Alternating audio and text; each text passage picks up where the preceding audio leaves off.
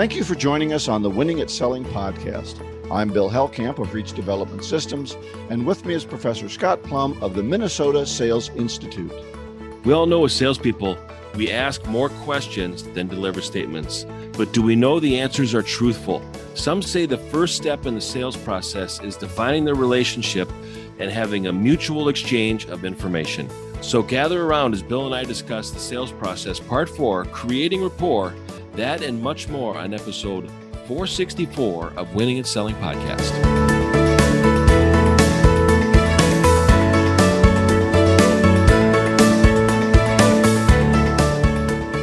As usual, we're going to start with our book club, and this is Let's Get Real or Let's Not Play, which I have never read before, Scott, but I'm finding to be a fantastic book on the qualifying step on discovery. Things that I had forgotten to do about driving question depth is just terrific in this book. So if you're not with us in this book, if you're not reading it, you are missing an opportunity to really develop a great relationship with the client by asking probing questions. And that's what this chapter, Qualifying Opportunities, and we're doing the second half of it, pages 62 to 78. It's about probing questions to determine the problem and the impact of the problem. That's the one thing that caught me this time is impact. What is the impact of what's going on? Don't just define the problem, define the impact. So let's talk a little bit about what happened in this chapter. Great. We talked about soft problems as we get into this section, and I like this again because if you can't find a monetary value or a time value, it might seem like a soft problem. And then he said you need to peel for gain. And I saw that was in your notes too, so you must like that as well. Yeah. Both peel for pain and peel for gain. And a soft problem, and I love how he broke it down and he translated into the impact, like you mentioned earlier. His examples are great. They really the help. Stories are good. The application is great. If you're not reading this book and you do start to read it, you're going to find the solution to all of those conversations you've had in the past that didn't go your way. It will really fill in the potholes of your selling highway, and it will add vitamins and minerals to your bloodstream so that you'll have more energy when it comes to selling. And it clarifies so much in the process and breaks it down for easy to understand and apply.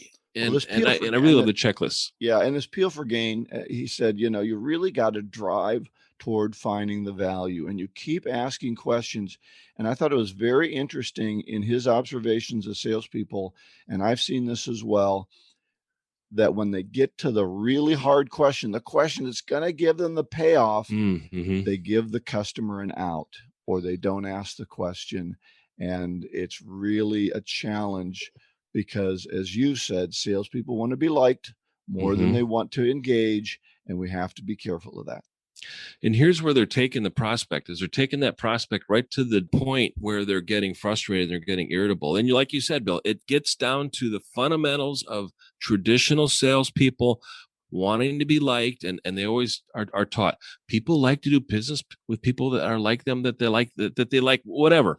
Here's another thing that prospects like about salespeople is they want to be around people that they like, but they also want to be around people that they want to be like. Right. You're not asking these questions to make them feel like an idiot. You always have to have in mind your goal is to find a great solution, the perfect solution that he talks about. Even though we know we're never going to get to a perfect solution, that's where our goal is. And a perfect solution relies on good quality information coming back. And so we've got to be driving for the value, and then we have to drive for the impact. And that impact is, what does all of this really mean to you if we do get this done or if we don't get this done? If we can't find enough impact, we should walk away from the deal. And the impact on a hard problem or a soft issue is putting it into a dollar amount, putting it into a cost, consequence, or risk. And once we're able to do that, it's easy for the prospects then to compare the price that the salesperson has to the cost, consequences, and risks that the prospect experiences. And now we've got the formula for value. And another reason I think salespeople stop asking questions when a prospect starts to get upset is we need to keep in mind, salespeople need to keep in mind that people buy emotionally and they justify it intellectually. If a prospect is getting emotional and they're getting frustrated and they're getting upset with the questions, okay, you're getting someplace. You're getting them to a point, hopefully, where they want to make a change. And a good response to that frustration is, my intent is not to make you upset. My intent is to find out what is the best solution to your experience so that you can have a better outcome. That is my intent. It's not to upset you. Yeah. Or you can say something like, hey, I understand that you're getting upset because you've been frustrated by this problem for a long time. You're passionate about it. You want to get it solved, but the only way to get it solved is for us to be as truthful with each other as we can. And then we can start to solve the problem. So if you're getting annoyed, that means these are the things you need answers to. Right. And maybe you don't have those yourself. So find ways to be that consultant, to be that understanding person who realizes that this is an emotional issue. If it were easy to solve, they wouldn't need us. And so they need us to come in. We don't want to go too far on this. Step 5, really good. And this is the final step in the structure of the conversation. So step 4 was impact. Step 5, explore content and constraints. And looking at those constraints or their organization, what's going on organizationally? How does this initiative fit into the organization? And how about operational? Who else is affected by this issue? So those are some of the contents that we need to understand. And that gets us into talking to other people. So those are great questions. Who else is affected by this issue? And then you want to talk about the constraints? Sure. The constraints are obviously the barriers that you're not able to fix, but are going to have a definite impact on them. So a good question of the prospect is, suppose we decide to move forward with this. Is there anything that's going to stop us from implementing this? What can you think of that's going to prevent us from executing on this agreement or applying the solution or giving you the results that you want? What could prevent us from doing that? Right. And I like that you talked about good constraints versus bad constraints. Good constraints are, it's got a big impact. Hey, that's good for us. Or they can't fix it themselves. That's good for us, right? That's why we as salespeople are there. But the bad constraints are things like lack of budget. There's an internal group that doesn't want it to happen. It's too complicated and no one wants to tackle it. Or maybe there's some political barriers. So I think thinking about the constraints, both as good and bad, can be helpful to us in sales. And those are all great questions to ask. Is there anybody in the organization that is going to prevent us from doing this? Let's talk about how we're going to deal with it. Do you want me to give you a script? So coach your prospect as a salesperson, coach your prospect on what to say to that person and guide them so that they feel prepared and they feel in control. And when you empower your prospect to be able to deal with those bad constraints because people within the organization are not supporting it, they feel prepared and you have a better chance, obviously, of getting the solution implemented and making a sale. Right. And if you remember, and if you've been with us through this whole book, he started the book off with an example of a sale he was into and he kept pushing forward on. Remember, it was the yellow lights? Yeah. He kept hitting these yellow lights. Oh, the boss isn't available, the person you're supposed to talk to. And he ended up talking to somebody who wanted to kill the program. Right. And so they acted like they were interested, but then it turned out they weren't. So getting these names and these barriers out in the open can be very helpful. And then the one final thing I want to talk about, I get this question all the time. Maybe you do as well. What do I do, or why won't the client move the sale forward? Why won't they allow it to move forward? And he gave 5 reasons for those. So I'll go through those and you stop if you want to talk about any of those. Okay, go ahead. Number 1 was talking to the wrong people. And so that was his example. Number 2, this really isn't a real opportunity. There's not enough traction here for us to make the sale. Number 3, you have been ineffective as a salesperson in asking questions and getting to the real core of the issue. That's what salespeople don't want to talk about very much. Right. Number 4, the solution is required by law, meaning you're not the solution that the law requires, right? Somebody else is, or some other solution is required by law. Or it's a predetermined situation, which is what we were talking about. Somebody is out to kill it. Somebody is out to keep it from going. And you were just talking to the wind because it wasn't going to go your way anyway. Well, how many RFPs? 38 RFPs to the tune of 3.8 billion in the beginning of this chapter. Crazy. 3.8 million. Sorry. Very expensive if you're really not in the running and you're just there as cannon fodder. Yeah, I've noticed that the people that you talk to are one of two types. Either they're in the position to make a decision, or they're in a position to follow somebody else's decision. So you got to be careful on who you're talking to. Now, I know that influencers are important, champions are important. When you sense somebody is a little too overly enthusiastic about the solution, you might want to dial it back a little bit, go a little bit like you're not really thinking about pulling this off or planning to implement it by the end of the month, are you? Right. And when you take it away from them and they go, no, we are planning on doing it by the end of the month. Oh, okay. So what would prevent us from implementing it by the end of the month? Now you're getting some of those bad constraints out on the table, and you're getting the prospect that you're talking to understanding, are they really visualizing this, or are they just being overly enthusiastic to get the information from you because maybe they're not a champion, maybe they do want to kill it, like you mentioned earlier, Bill. So we Absolutely. need to Well, qualify that's, those folks. for the good fisher people out there, the anglers, right? Yep. You don't go smacking the fish in the head with your bait. You got to pull it away from them a little bit, get them to chase it. Mm-hmm. And he talks about that near the end of this chapter, that there's nothing wrong if you don't see a deal here.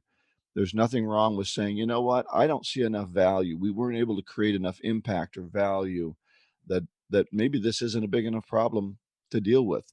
And quite often that's the time where they'll start telling you the truth. Right. And then they'll start taking it back from you. That's right. And when they sell it, it's sold, right? Yeah, when you sell exactly. it, it's a maybe. So good. Yeah. Nice chapter. Yeah, it is. Great chapter. This segment has been brought to you by the Jumpstart Sales Coaching Program, presented by the hosts of the Winning at Selling podcast.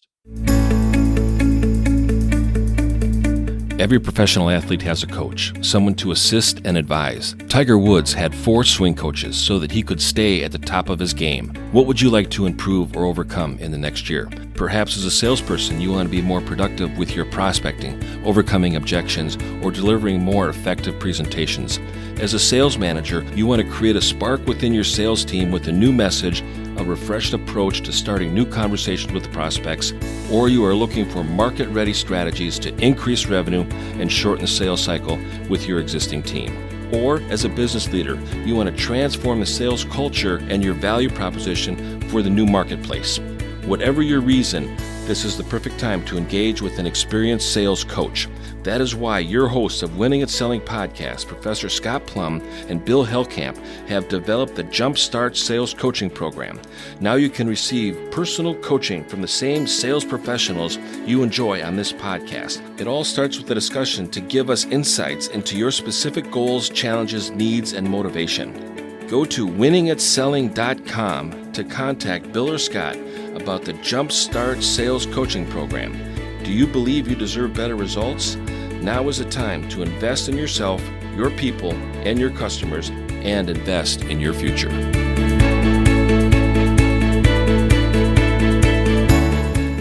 So our topic today is the sales process. We're getting into the 10-part sales process as our topics, and our topic today is creating rapport.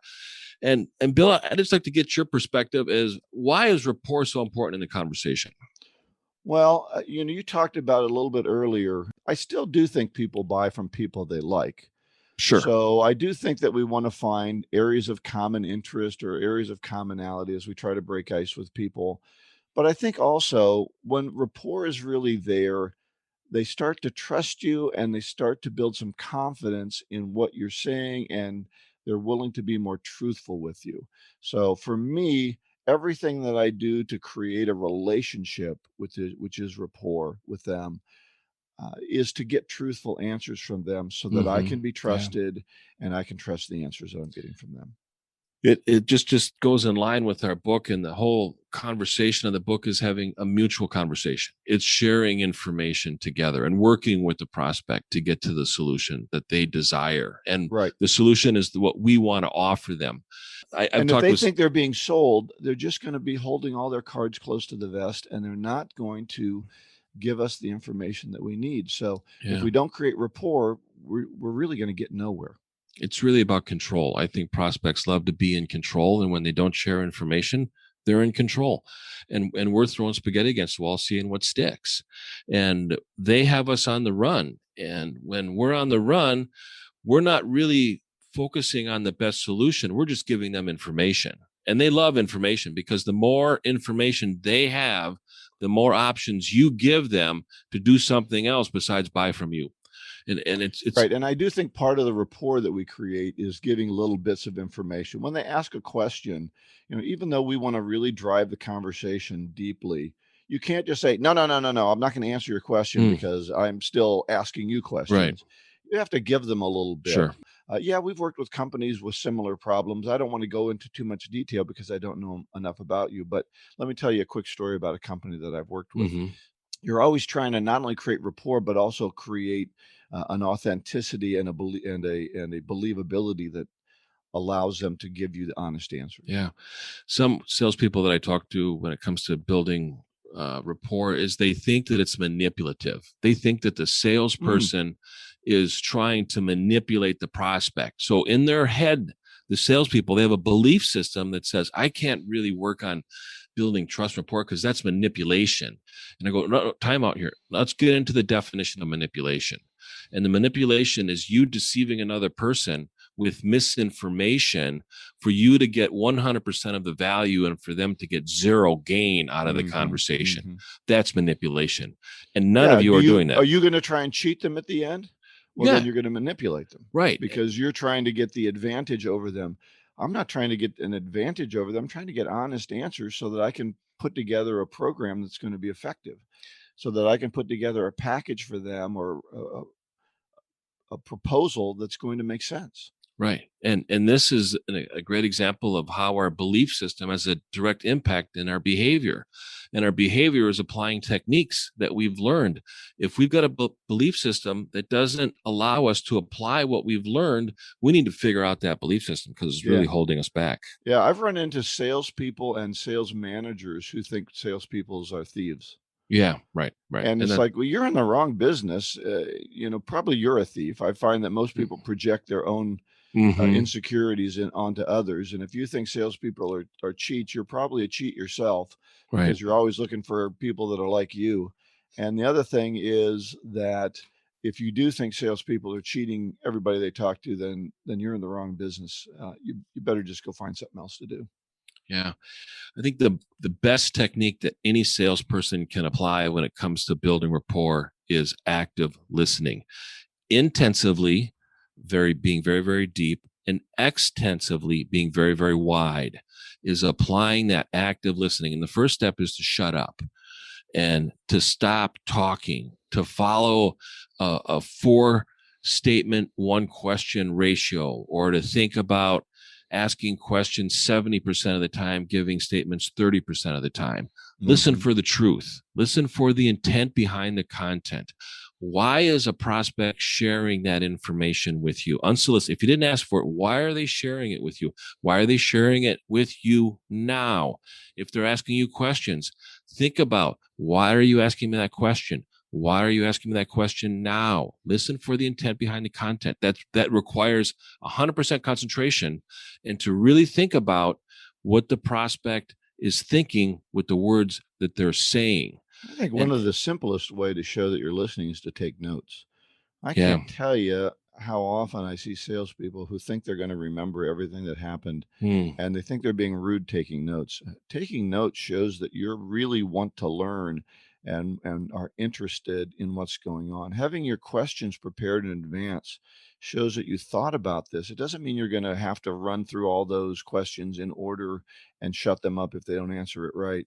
It just means that you're prepared and you can take the conversation elsewhere if that's where it goes. But prepare and take notes are both ways to build rapport, even though they don't look like it to you.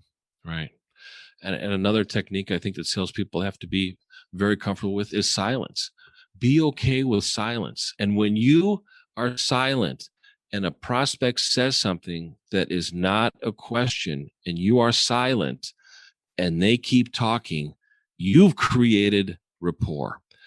The next thing that they say is going to be pure gold.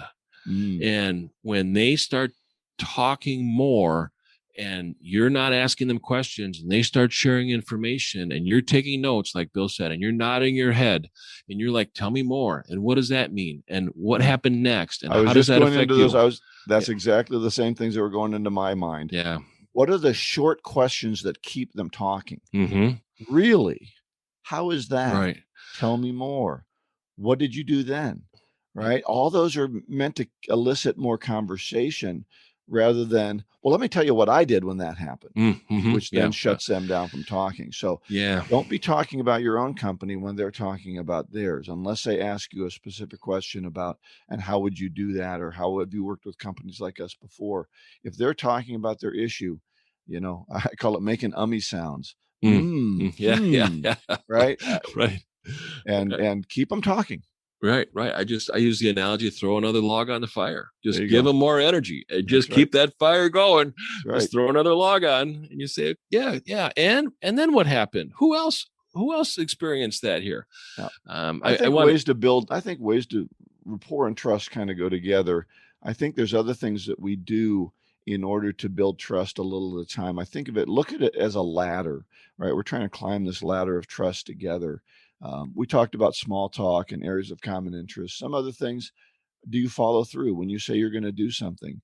When you said you would call them back, did you do it? Those are building trust and rapport. Do you solve a problem for them? Do you show them that you can solve a problem? Were you prepared for the conversation? Do you do valuable questioning? Do you have some creative ideas that you're bringing? All those are ways to build rapport. Those are the things, those are the value you're bringing to the conversation. If you're an empty vessel just listening to them, you're also not ready for that conversation, and you're not ready to build rapport. Right. And you mentioned this earlier, the one-upmanship.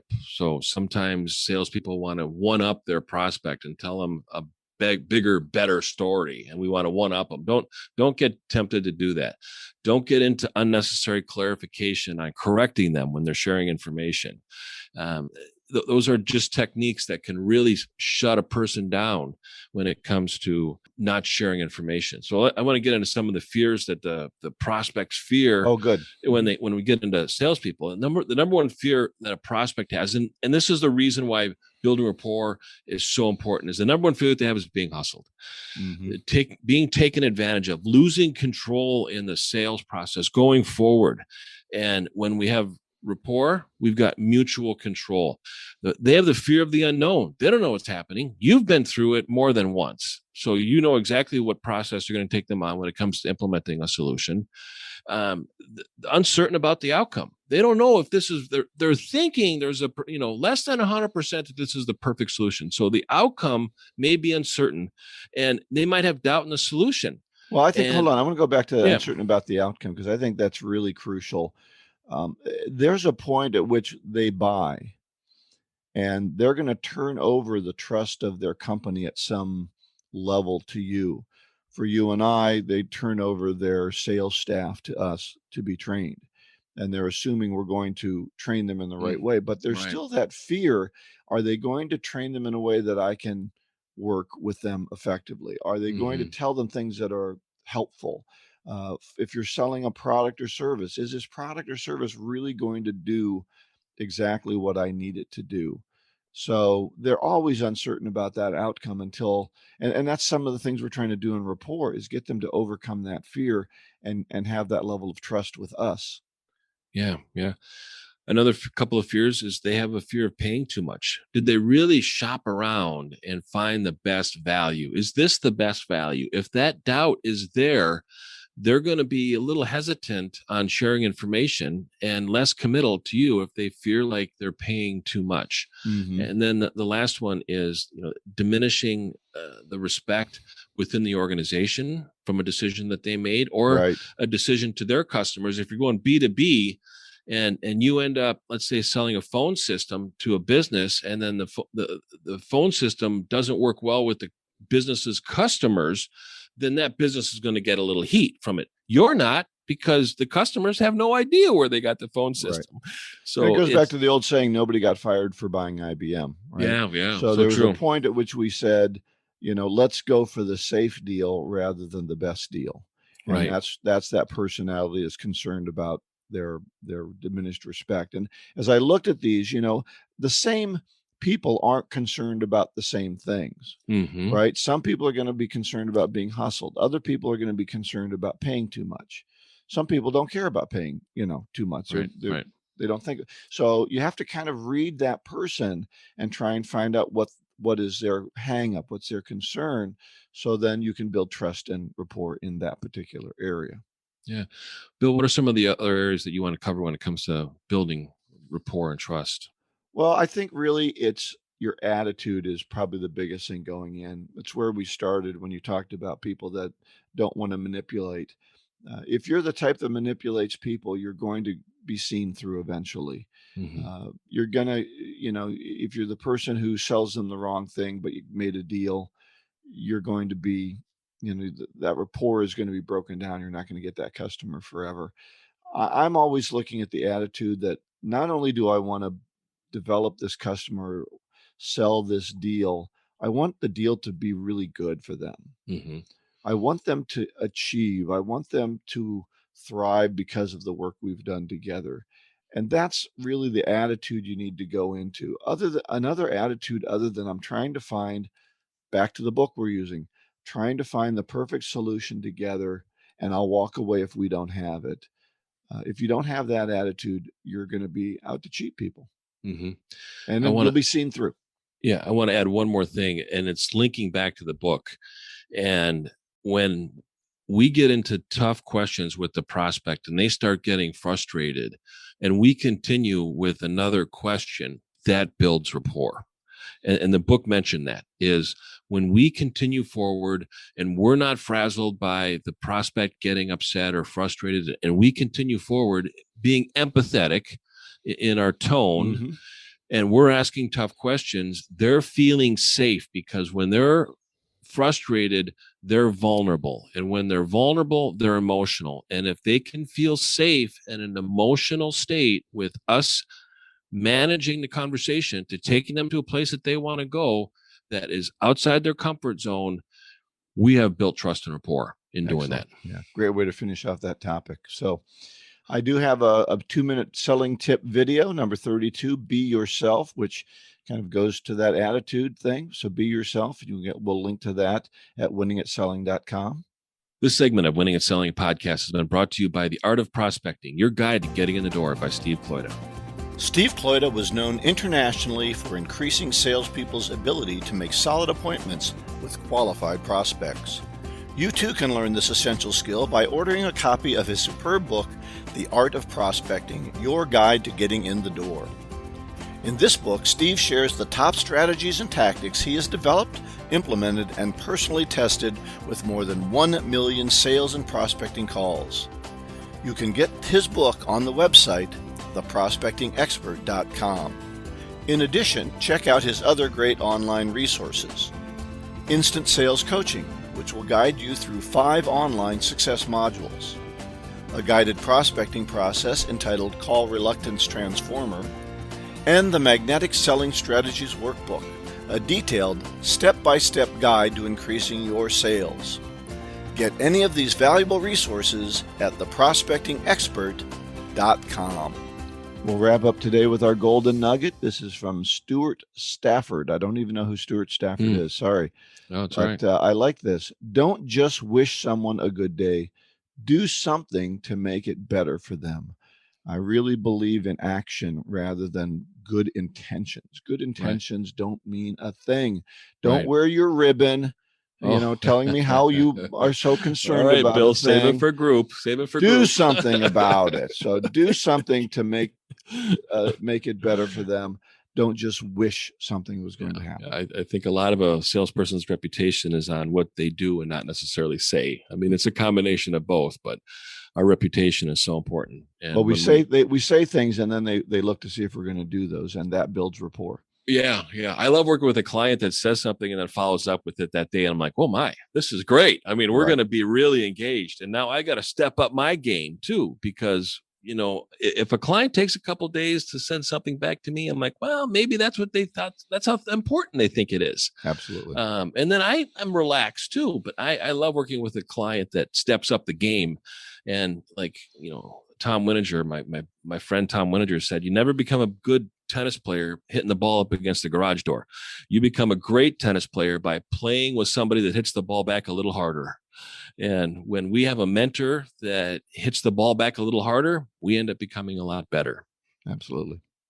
So all this information can be found on the website winningatselling.com. Next week, chapter 4 of Let's Get Real or Let's Not Play by Mahan Khalsa. Get this book if you don't have it. If you're in sales and you haven't read this book yet, it's terrific. Do get the version with the two people walking away on the cover. And the chapter we'll work on is qualifying resources. Our topic next week is part 5 of our sales process, setting expectations. Go out and get better one skill at a time. Joyful selling.